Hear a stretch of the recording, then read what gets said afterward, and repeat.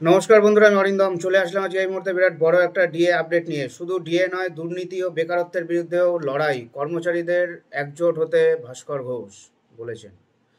পশ্চিমবঙ্গে রাজ্য সরকারি কর্মচারীদের মহার্ঘ ভাতা নিয়ে দীর্ঘদিনের লড়াই আবারও রাজপথে নামতে চলেছে। রাজ্য সরকারের গড়িমসি ও আইনি জটিলতার জাল ভেদ করে কর্মচারীরা তাদের অধিকার আদায়ে ক্রমাগত আন্দোলন চালিয়ে যাচ্ছেন। আগামী 28শে জুলাই নবান্ন অভিযানে ডাক দিয়েছে কর্মচারীরা।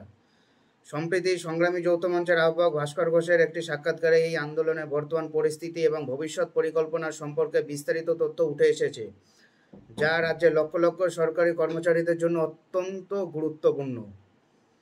সর্বোচ্চ ন্যাচারালয় অর্থাৎ সুপ্রিম কোর্ট 25% বকেয়া মিটিয়ে দিতে বলে রাজ্য সরকারি কর্মচারীদের মহার্ঘ ভাতা পাওয়ার অধিকারকে স্বীকৃতি দিয়েছে।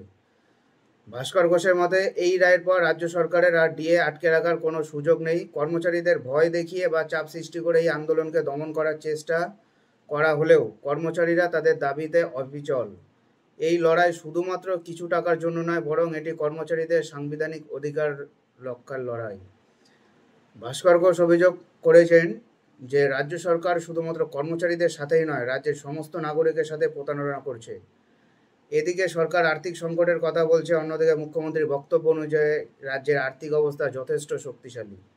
এই দ্বিচারিতা রাজ্যের মানুষের মধ্যে বিভ্রান্তি সৃষ্টি করেছে। তার মতে, বর্তমান সরকার দেশের সংবিধান ও আইনি কাঠামোকে উপেক্ষা করে চলেছে, যা একটা গণতান্ত্রিক ব্যবস্থার জন্য অত্যন্ত উদ্বেগজনক। এই আন্দোলনকে আরও জোরদার করতে একাধিক কর্মসূচি গ্রহণ করা হয়েছে। 21শে জুলাই শহীদ মিনারে একটি প্রতিবাদ কর্মসূচির আয়োজন করা হয়েছে। 28শে জুলাই নবান্ন চলো অভিযানের ডাক দেওয়া হয়েছে। সমস্ত কর্মচারীদের শারীরিকভাবে এই কর্মসূচিতে অংশগ্রহণ করার জন্য আহ্বান করা হচ্ছে। এই কেস 4 আগস্ট সুপ্রিম কোর্টে আবার উঠবে, যে মুখ্যমন্ত্রী বলেছে ডিলে করে দিতে। দেখা যাক কি হয়। ভিডিওটা ভালো লাগলে চ্যানেলটা সাবস্ক্রাইব করে আমাদের পাশে থাকবেন। দেখা হচ্ছে পরে ভিডিওতে। ভালো থাকবেন সবাই। নমস্কার, জয় হিন্দ, বন্দে মাতরম।